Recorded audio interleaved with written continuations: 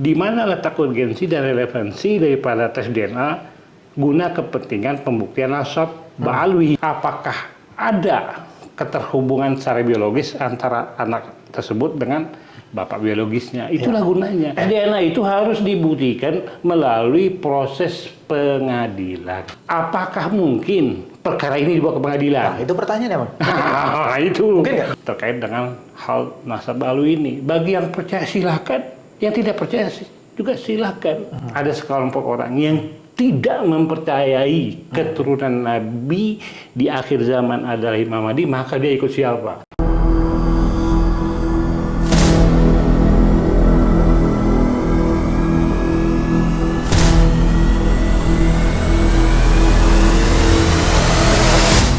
Assalamualaikum warahmatullahi wabarakatuh. Waalaikumsalam warahmatullahi wabarakatuh. Kembali lagi di YouTube channel Halo Pengacara. Apa kabarnya sahabat Halo Pengacara? Semoga selalu dalam keadaan sehat walafiat.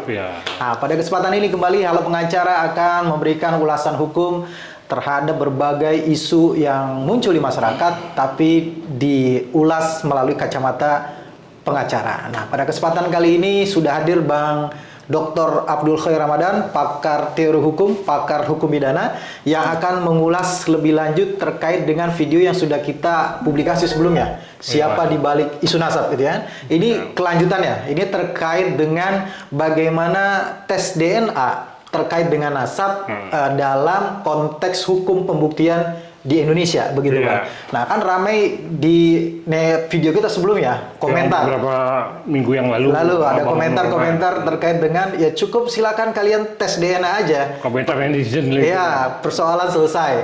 Nah, pertanyaannya kan, memang apakah memang sesimpel itu dalam hukum? Satu. Kedua, kan kita kalau tidak salah sempat mendengar ada putusan Mahkamah Konstitusi, Bang, terkait dengan nasab seorang anak itu tidak hanya kepada ibu tapi juga bisa kepada bapak. Itu terobosan hukum, kemudian sejak itu muncullah permohonan-permohonan untuk asal-usul anak. Yang salah satu pembuktiannya adalah dengan tes DNA, begitu ya, Pak. Nah, sekarang dalam konteks nasab, ya, dalam konteks nasab ini apakah cukup dengan pembuktian tes DNA itu udah cukup membuktikan bahwa itu batal nasabnya yang dipersoalkan itu, Pak? Ya, sebagai pendahuluan perlu dimengerti. Dalam rezim hukum pembuktian itu dikenal ada dua pendekatan. Yang pertama, pembuktian secara langsung, direct evidence, dan yang kedua, pembuktian secara tidak langsung. Indirect evidence, atau dengan kata lain, circumstantial evidence. Nah, ini harus dimengerti penggunaan daripada alat pembuktian itu sendiri.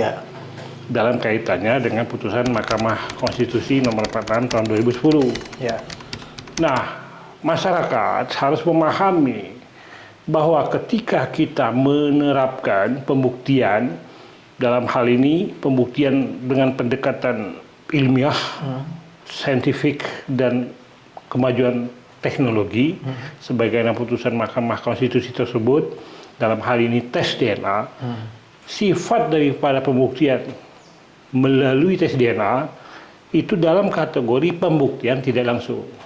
Itu dulu. Nah, ketika disebutkan pembuktian secara tidak langsung, maka dia bukan sama dengan pembuktian yang langsung. Pembuktian yang langsung itu apa? Kita kenal bahwa pembuktian yang langsung dalam pidana, maupun dalam perdata, itu ada surat, dokumen, otentik. Kemudian saksi yang bisa diverifikasi, yang mengalami, melihat, mendengar secara langsung. Nah, kalau tes DNA dia tidak langsung, sehingga keberadaannya karena tidak langsung dia menjadi bukti petunjuk di persidangan. Dengan demikian memiliki keterkaitan dengan fakta yang terungkap di persidangan selain alat bukti yang lain, dan itu menjadi alat bukti petunjuk. Alat bukti petunjuk ini otoritas hakim. Garis bawahi, Bang, ya. Ini alat bukti petunjuk ya. Masuk dalam alat bukti petunjuk. Yang tadi Abang bilang itu secara tidak langsung gitu. Tidak langsung. Bukan yang langsung tadi. Langsung itu kan Abang bilang saksi, ahli, surat. Ahli juga masuk ya? Ahli, bahkan ada yang mengatakan langsung, ada yang mengatakan tidak langsung. Tapi kalau menurut saya ahli ini tidak langsung dia, karena dia menjelaskan tentang aspek hukum. Iya. Berbeda dengan saksi. Saksi yang melihat, mendengar langsung, atau saksi yang menunjuk kepada perkara yang konkret, dalam hal ini saksi fakta sebagaimana putusan Mahkamah Konstitusi. Nah, tes DNA ini kan tidak langsung untuk membuktikan silsilah seseorang. Misalkan ada suatu anak yang dilahirkan di luar perkawinan yang sah, sebagaimana putusan Mahkamah Konstitusi. Untuk itu ada objek sengketa, menyangkut masalah harta, menyangkut masalah pertanggungjawaban ayah biologis, sebagaimana dimaksudkan dalam putusan Mahkamah Konstitusi. Pembuktiannya itu salah satunya dengan saintifik, ilmu pengetahuan atau kemajuan teknologi yang kita kenal dengan tes DNA. Jadi karena dia dikatakan tidak langsung, karena membuktikan sesuatu yang sudah lampau, dan itu harus diverifikasi tidak langsung. Jadi verifikasi tidak langsung untuk menghubungkan DNA si anak ini dengan bapak biologisnya. Kalau ada bapaknya mengakui, selesai.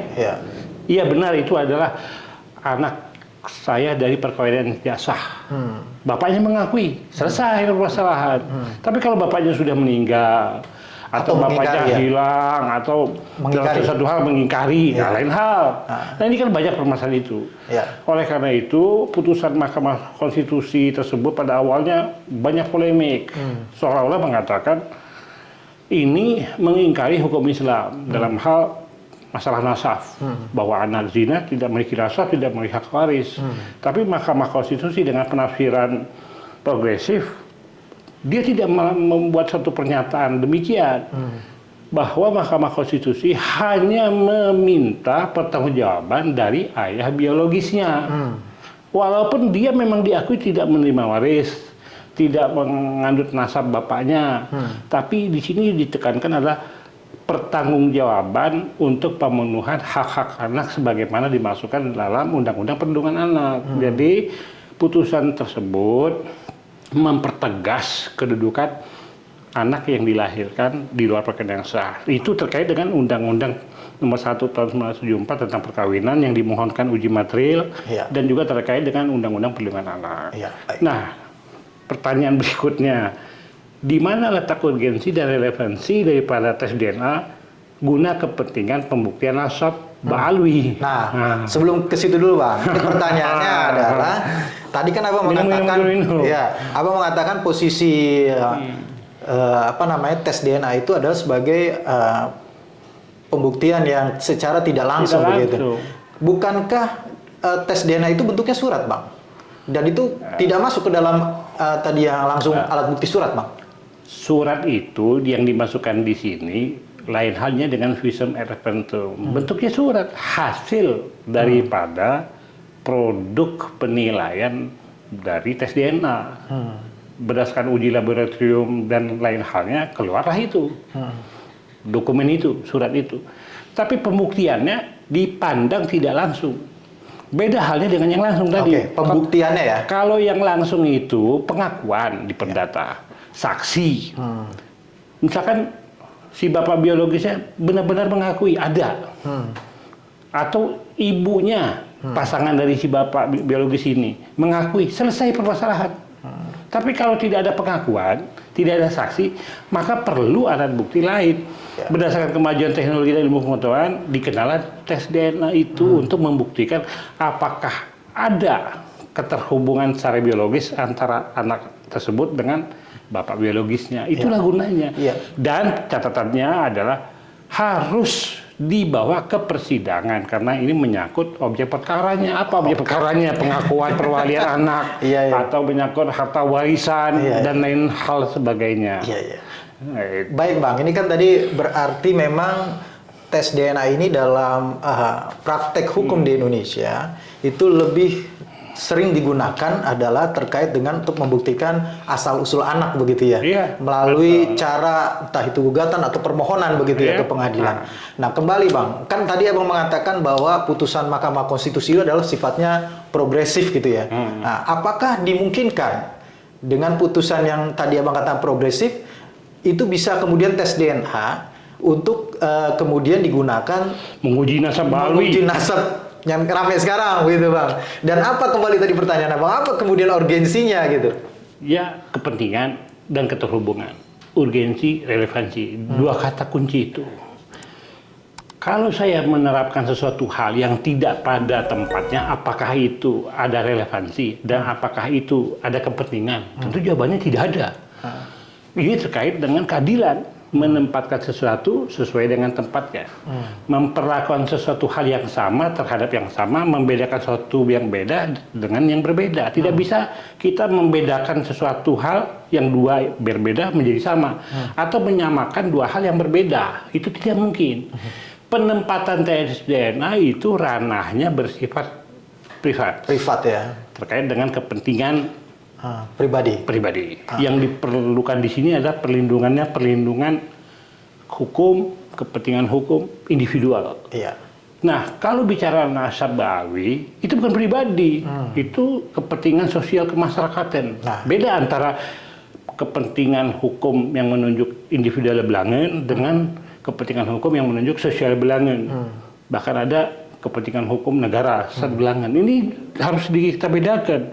Apakah mungkin logikanya penerapan yang bersifat privat kemudian digunakan untuk kepentingan yang luas, menyangkut orang banyak dengan pendekatan DNA?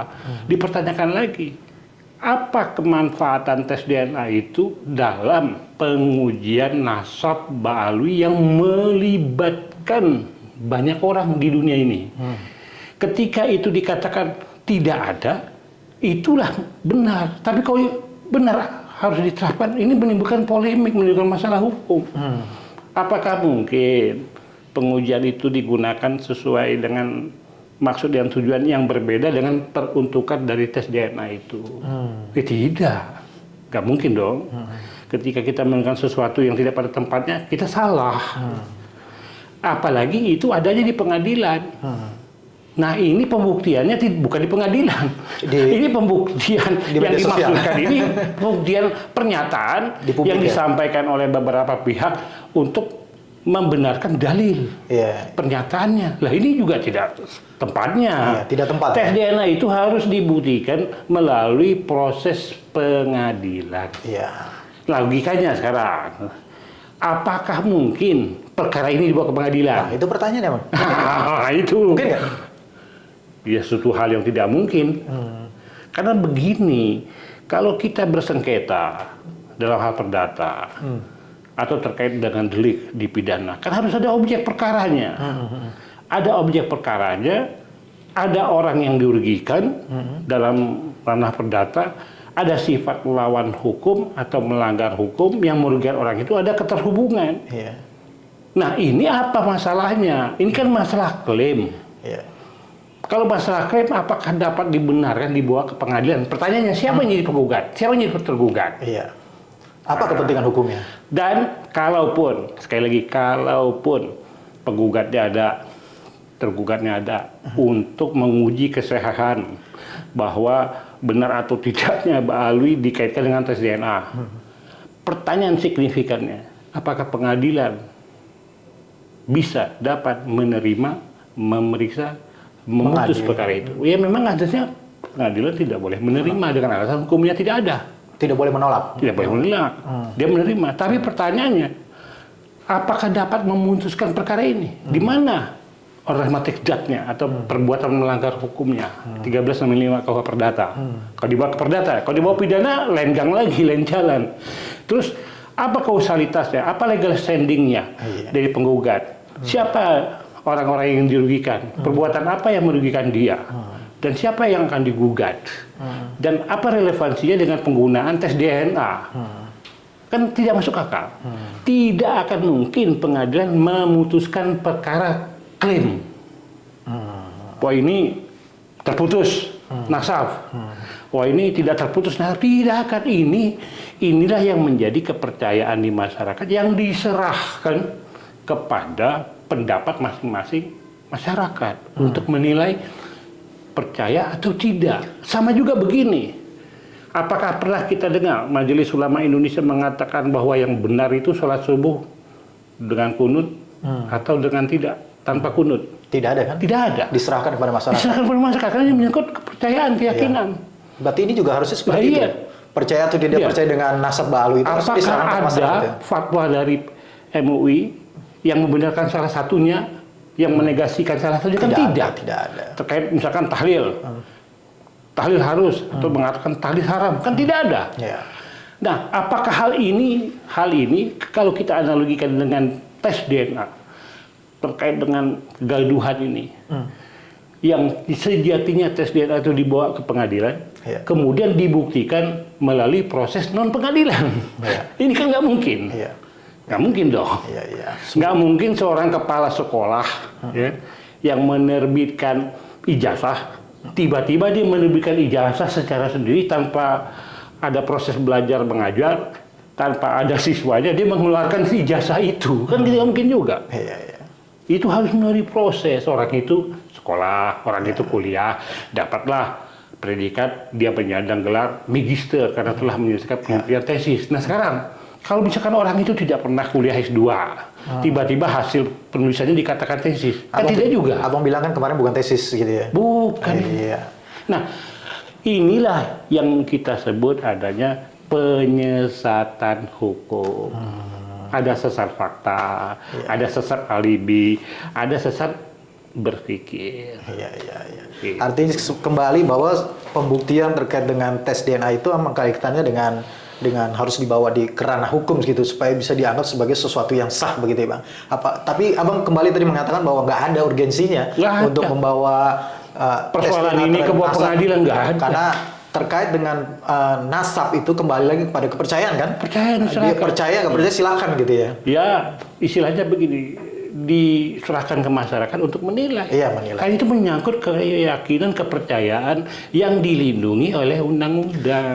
Terus kalaupun nggak mungkin dibawa permasalahan ini dibawa ke pengadilan untuk dimintakan putusan. Nggak mungkin. Bukan pada tempatnya.